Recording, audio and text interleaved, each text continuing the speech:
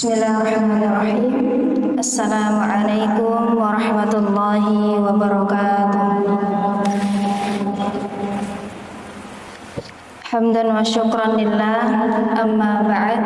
Puji syukur kita panjatkan hadirat Allah Subhanahu wa ta'ala. Salawat serta salam semoga tercurah limpahkan kepada baginda Rasulullah sallallahu alaihi wasallam.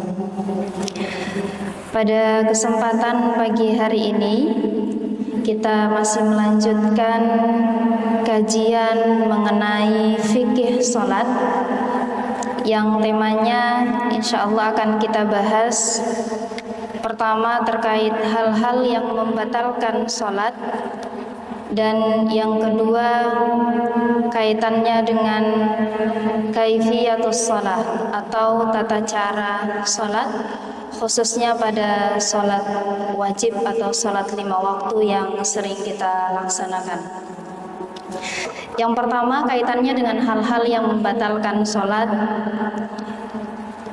Ada 5 poin. Yang pertama adalah tidak lagi dalam kondisi suci atau sudah batal toharohnya. Kalau di bab toharoh kemarin atau di kajian toharoh sebelumnya, kita sudah membahas bahwa ada beberapa hal yang membatalkan toharoh. Maka ketika wudunya sudah batal, maka pastinya sholat ketika dilaksanakan tanpa toharoh terlebih dahulu, maka akan tidak sah sholatnya. Atau mungkin bisa jadi dalam keadaan sholat, mohon maaf, keluar angin atau kentut, itu maka akan membatalkan sholat. Kemudian yang kedua adalah tidak menutup aurat. Kalau auratnya laki-laki itu batasannya adalah pusar sampai lutut, sedangkan perempuan keseluruhan atau seluruh tubuh kecuali wajah dan telapak tangan. Meskipun dalam beberapa pendapat dalam hal ini ulama berbeda pendapat terkait aurat laki-laki dan juga perempuan khususnya. Kemudian yang ketiga adalah berbicara. Jadi ketika sholat kemudian kita ngobrol-ngobrol, pastinya akan membatalkan sholat, karena kita mengerjakan atau berbicara hal-hal yang tidak semestinya kita sampaikan atau kita lafalkan dalam sholat. Kecuali yang diperbolehkan adalah hal-hal yang memang harus dibaca dalam sholat, surah ataupun bacaan-bacaan sholat lainnya. Kemudian yang keempat adalah tertawa. Pasti kalau sholat kemudian tertawa atau bahkan bercanda, maka akan membatalkan sholat. Yang kelima adalah makan dan minum.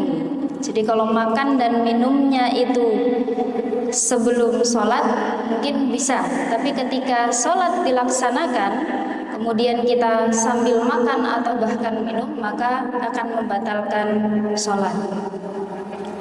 Kita masuk pada pembahasan kaifiyatus shalah.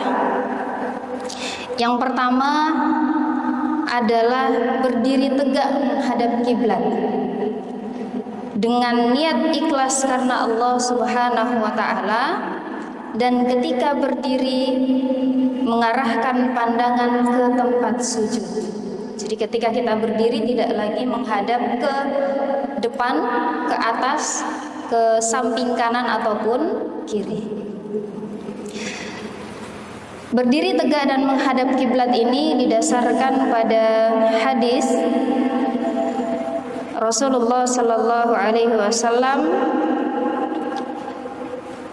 Kana Rasulullah sallallahu alaihi wasallam idza qama ila sholati, ketika Rasulullah sallallahu alaihi wasallam berdiri hendak melaksanakan salat, wastaqbalal kiblata wa rafa'a yadayhi, beliau menghadap ke kiblat seraya mengangkat kedua belah tangannya, wa qala Allahu akbar, dan beliau mengatakan atau melafalkan Allahu akbar. Ini riwayat hadis riwayat Ibnu Majah. Kemudian kaitannya dengan kewajiban niat ikhlas karena Allah Subhanahu wa taala. Jadi ketika kita hendak berdiri melaksanakan sholat, maka niatkan karena Allah. Tidak lagi karena ingin dilihat oleh siapapun, atau bahkan karena niat-niat yang lain yang itu di luar niat ikhlas karena Allah Subhanahu wa taala. Kaitannya dengan melafalkan niat atau kewajiban niat ikhlas karena Allah, ini disebutkan dalam sebuah hadis, innamal a'malu binniyat wa innama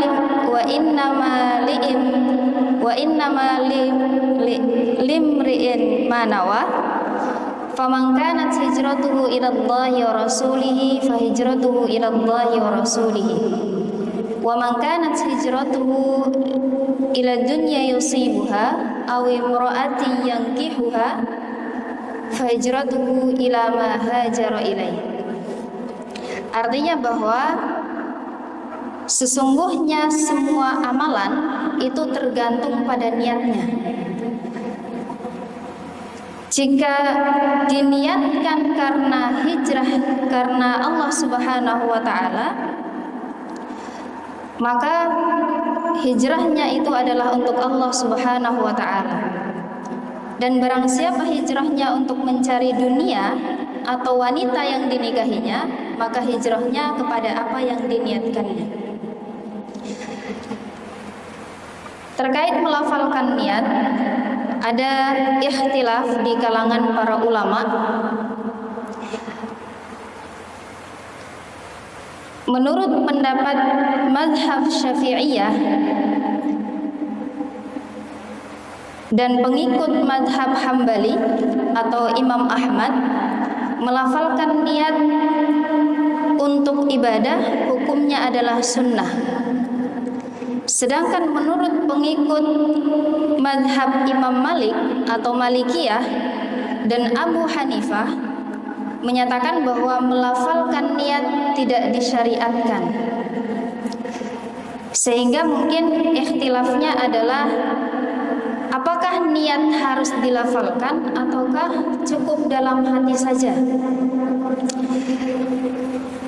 Ada yang mengatakan bahwa niat itu cukup pekerjaan hati dan tidak perlu dilafalkan, karena memang tidak ditemukan hadis Rasulullah Sallallahu Alaihi Wasallam atau bahkan asar maupun asar sahabat yang menyebutkan kita harus melafalkan niat atau ada niat yang disebutkan dalam sebuah hadis. Tidak ada, dan juga asar pun tidak ada. Sehingga ada ulama yang mengatakan niat itu cukup dalam hati karena dia adalah pekerjaan hati. Lantas bagaimana dengan niat yang disampaikan oleh beberapa ulama? Boleh kita gunakan sebagai penguat niat kita, tapi tidak perlu dilafalkan, cukup di dalam hati. Ini sebagai kehati-hatian juga agar tidak menambah-nambah bacaan yang tidak seharusnya ada di dalam sholat. Karena prinsipnya ibadah, ketika ada dalil maka dilaksanakan, dan ketika tidak ada dalilnya maka tidak boleh untuk dilakukan. Kemudian yang kedua adalah melakukan takbiratul ihram dengan membaca takbir Allahu Akbar. Ini seraya mengangkat kedua belah tangan sejajar dengan bahu dan mensejajarkan ibu jari tangan dengan daun telinga kita bagian bawah, dan jari-jari tangan sedikit direnggangkan serta telapak tangan menghadap ke kiblat. Jadi tidak posisinya di dada, tapi posisinya di daun telinga. Meskipun ini adalah persoalan yang ikhtilaf juga, ada beberapa ulama yang kemudian menyebutkan mengangkat tangan itu di dada, ada juga yang di daun telinga. Yang jadi persoalan adalah kalau tidak mengangkat tangan, Jadi silahkan digunakan, ada beberapa versi yang bisa kita gunakan. Yang ketiga adalah bersedekap dengan cara meletakkan tangan kanan menggenggam pergelangan dan lengan tangan kiri di atas dada. Ketika sedekap ini kita melakukan atau kita membacakan doa iftitah ini secara sir atau secara lirih.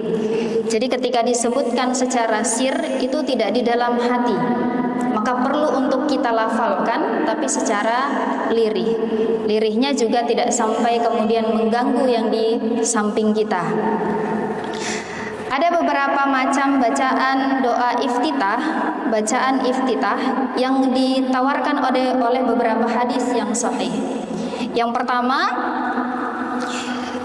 hadis yang pertama diriwayatkan oleh Abu Hurairah. Kita boleh menggunakan versi yang sedang, tidak terlalu panjang dan juga tidak terlalu pendek, yaitu Allahumma ba'id baini wa baina khotoyaya kama ba'adta bainal masyriqi wal maghrib.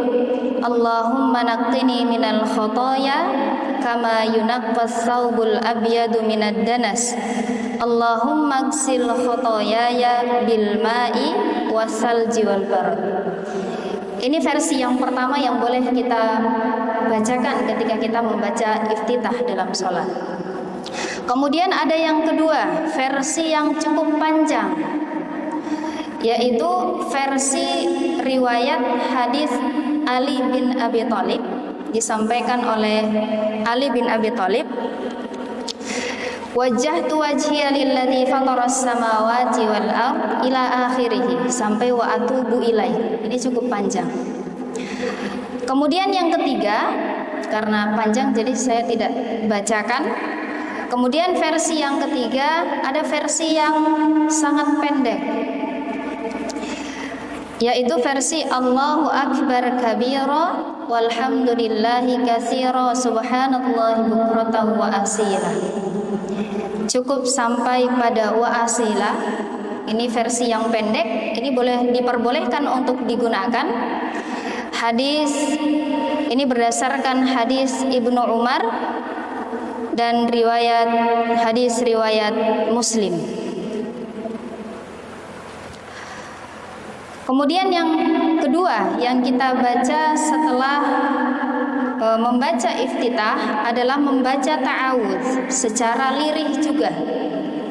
Jadi setiap kali akan membacakan surah Al-Fatihah, maka wajib untuk membacakan ta'awudz atau melafalkan ta'awudz secara lirih.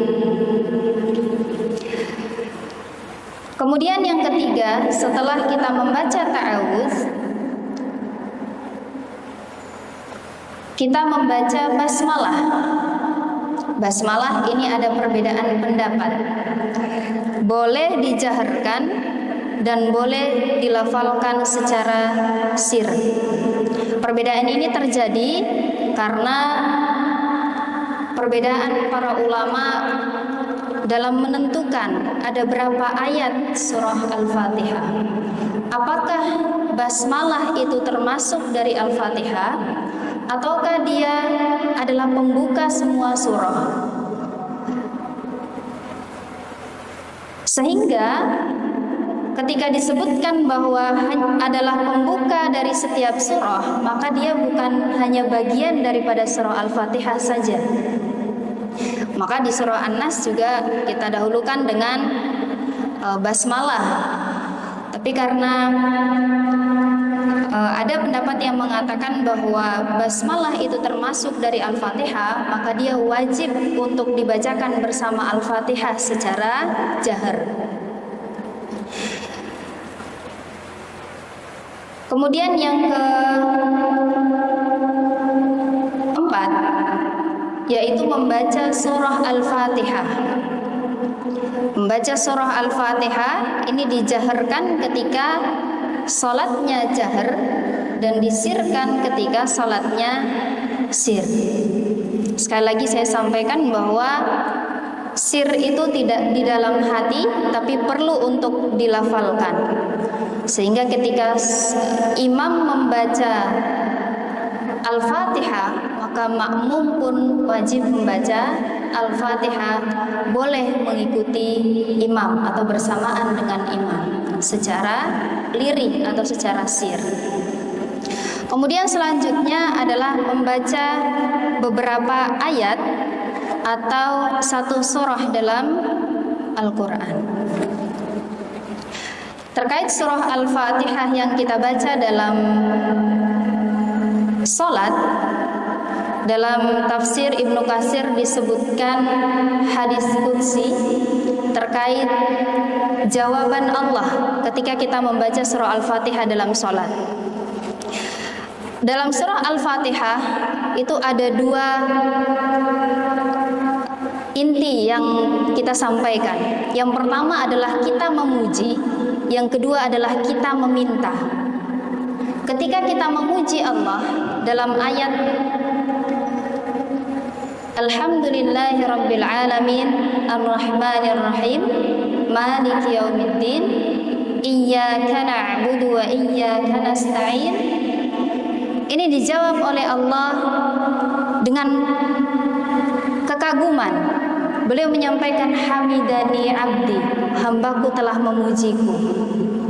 Asna alayya abdi, hambaku telah memujiku juga. Jadi di dalam pujian-pujian yang kita sampaikan, Allah menyampaikan hal yang demikian. Dan ada satu yang menarik. Ketika kita meminta dalam surah Al-Fatihah, ihdinas siratal mustaqim, siratal ladzina an'amta 'alaihim, ghairil maghdubi 'alaihim waladdallin. Allah menyampaikan wali abdi ma sa'ala, untuk hambaku apa yang dia minta. Jadi ketika kita meminta dalam surah Al-Fatihah, dijawab oleh Allah untuk hambaku semua apa yang dia minta. Artinya bahwa perlu untuk membaca Al-Fatihah ini ketika dalam sholat tidak terburu-buru, dilafalkan dengan menghayati dengan sedemikian baiknya bahwa ternyata Al-Fatihah yang kita baca itu dijawab oleh Allah Subhanahu wa ta'ala. Demikian yang bisa kita kaji pada pagi hari ini. Insya Allah akan kita lanjutkan pada kajian berikutnya.